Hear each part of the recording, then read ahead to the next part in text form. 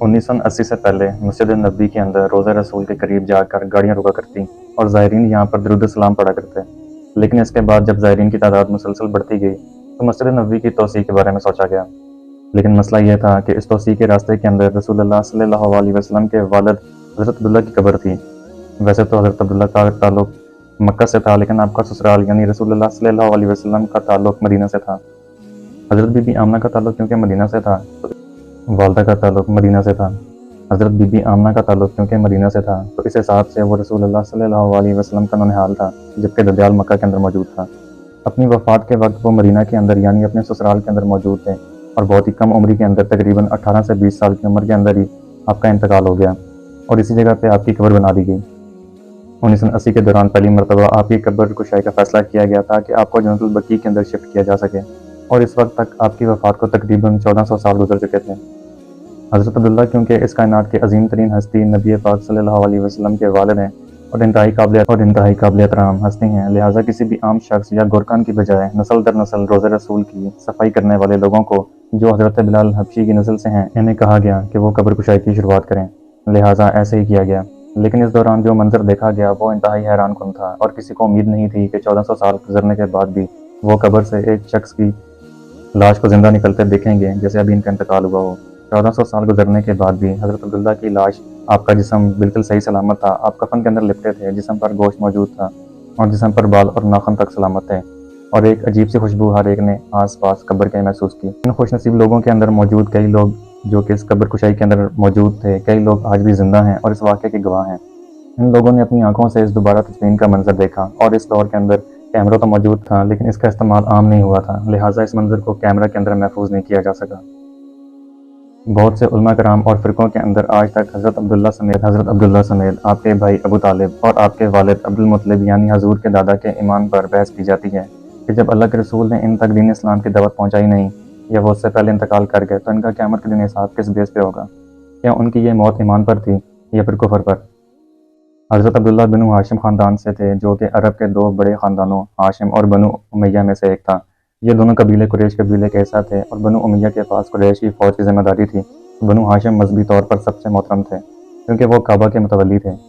طواف کعبہ کے وقت عرب کے مشرکین اللہ کے نام کے ساتھ اپنے بتوں کے نام بھی لیا کرتے اور کعبہ کے اندر 360 بت موجود تھے، لیکن اسلامی روایات کے اندر کوئی ایسا ثبوت موجود نہیں ہے جو یہ بتا سکے کہ آپ کے والد، آپ کے چچا اور آپ کے دادا بھی مشرک تھے اور انہی بتوں کی عبادت کیا کرتے تھے۔ رسول اللہ صلی اللہ علیہ وسلم کے اعلان نبوت سے پہلے تک جو دین ان ہستیوں تک پہنچایا گیا تھا اور ان موجودہ حالات کے اندر وہ اس پر جتنا عمل کر سکتے تھے انہوں نے کیا، اور اللہ تعالیٰ قیامت کے دن ہر انسان سے اس کے حالات اور حیثیت کے مطابق سوال کرے گا، اور اس وقت کے اندر جس شخص تک جتنا پیغام پہنچا اس سے اسی کا سوال ہوگا۔ مثال کے طور پر ہر شخص سے سب سے پہلے قبر کے اندر نماز کے متعلق سوال ہوگا، لیکن نماز تو رسول اللہ صلی اللہ علیہ وسلم کی امت پر فرض کی گئی ہے، تو جو شخص حضرت ابراہیم علیہ السلام، حضرت موسیٰ علیہ السلام اور حضرت عیسیٰ علیہ السلام کے دور کے اندر پیدا ہوا اس سے نماز کا سوال تو نہیں ہوگا۔ اس شخص سے وہی کچھ پوچھا جائے گا، اسی چیز کا حساب ہوگا جو دین اس تک پہنچایا گیا تھا۔ عرب کے لوگوں میں تاریخ کے اعتبار سے حضرت اسماعیل علیہ السلام کے بعد انہی تقریباً 4000 سال پہلے کسی پیغمبر کو نہیں بھیجا گیا تھا، اور اسی وجہ سے یہ آہستہ آہستہ دین سے بھٹکنے لگے۔ قرآن کریم میں اس زمانے کو جس کے اندر کسی پیغمبر یا رسول کو ایک لمبے عرصے کے لیے نہ بھیجا جائے اس کو دین فطرت کہتے ہیں۔ یہی زمانہ رسول اللہ صلی اللہ علیہ وسلم کے اعلان نبوت سے پہلے آپ کے گھر والوں، آپ کے دادا، آپ کے والد اور آپ کے چچا وغیرہ نے بھی پایا تھا۔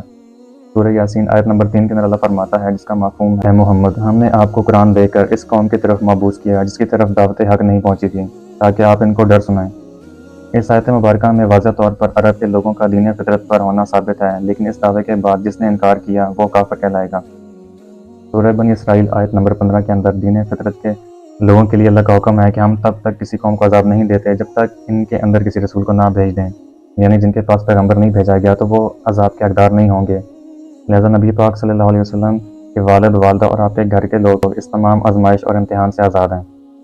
صحیح مسلم میں ایک حدیث ہے جس کے اندر بیان ہوتا ہے کہ اللہ کے رسول صلی اللہ علیہ وسلم کے پاس ایک شخص آیا اور سوال کیا کہ اے اللہ کے رسول، میرے والد وفات پا چکے ہیں، وہ اس وقت کہاں ہیں؟ آپ صلی اللہ علیہ وسلم نے جواب دیا کہ وہ آگ میں ہیں، یعنی جہنم میں۔ یہ سن کر یہ شخص غمگین ہو کر جانے لگا تو آپ نے بلایا اور فرمایا کہ تیرا اور میرا والد دونوں جہنم کے اندر ہیں، یعنی کہ آگ میں ہیں۔ اس حدیث مبارکہ کی وجہ سے بہت سے لوگوں نے اس کا یہ مطلب نکالا کہ رسول اللہ صلی اللہ علیہ وسلم نے اپنے والد کو معاذ اللہ جہنمی کنفرم کیا، جبکہ حقیقت کچھ اور ہے۔ इस हदीस के अंदर अरबी के अंदर वालिद के लिए इस्तेमाल किए जाने वाला लफ्ज़ वालिद की बजाय अबी का लफ्ज़ इस्तेमाल किया गया है, जो कि बाप और चचा दोनों के लिए इस्तेमाल होता है। लेकिन यहाँ पे आप सल्लल्लाहु अलैहि वसल्लम अपने चचा अबू लाब का जिक्र कर रहे थे, जो हमेशा आप सल्लल्लाहु अलैहि वसल्लम का दुश्मन रहा। अरबी ज़बान के अंदर चचा को भी बाप की तरह बोला जाता है, लेकिन जहाँ पर ख़ास तौर पर वालिद का लफ्ज़ आ जाए वहाँ पर इससे मुराद सिर्फ वालिद लिया जाता है, यानी बायोलॉजिकली फादर। एक और हदीस मुबारक के अंदर हज़रत उमर को मुखातब करके आप सल्लल्लाहु अलैहि वसल्लम ने फरमाया कि उमर चचा भी बाप की तरह होता है और मेरे चचा अब्बास की ज़कात भी मेरे ज़िम्मे है। इस हदीस के अरबी अल्फाज के अंदर भी अबी का लफ्ज़ इस्तेमाल किया गया है, जिसका मतलब है कि चचा। लिहाजा रसूलुल्लाह के वालिदैन और आपके घर वालों के ईमान और कुफ्र का फ़ैसला हमें अल्लाह के हुक्म और कुरान के मुताबिक करना चाहिए। जब अल्लाह फरमाता है कि मैंने उनको बख्श दिया, तो इस मामले में हमारी बहस करने की क्या औकात है। लिहाजा हमें इस मामले पर खामोश रहना चाहिए। इसके बजाय हमें अपने ईमान की फ़िक्र करनी चाहिए, जिस मकसद के लिए हमें दुनिया में भेजा गया। अल्लाह ताला हमें समझने की और नेक अमल करने की तौफीक अता फरमाए। आमीन। Why are the parents of the Prophet ﷺ in hell? This question you do not ask me about. This question is something that the Prophet himself ﷺ told us about, and the hadith is in Sahih al-Imam Muslim. His father, a man came to him and said, "O Prophet of Allah, where's my father?" So the Prophet said, "Your father is in hell." How did the Prophet know? Allahumma salli wa sallim alayhi. Because Allah told him. So the man did not feel well about the answer. The Prophet said to him, "Your father and my father are in hell." And in another hadith, the Prophet wept one day, alayhi salatu wasalam. So they asked him, "Why are you weeping?" He said, "I sought permission from Allah to seek forgiveness for my mother, and He denied me from seeking forgiveness for her."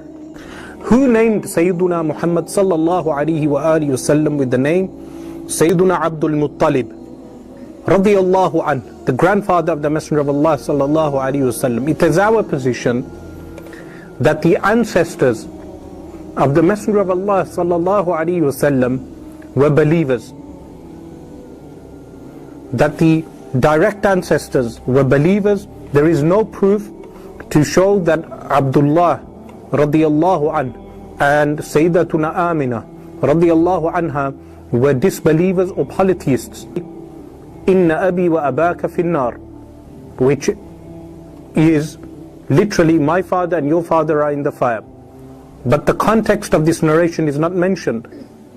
And this addition of Inna abi is an isolated addition of one narrator.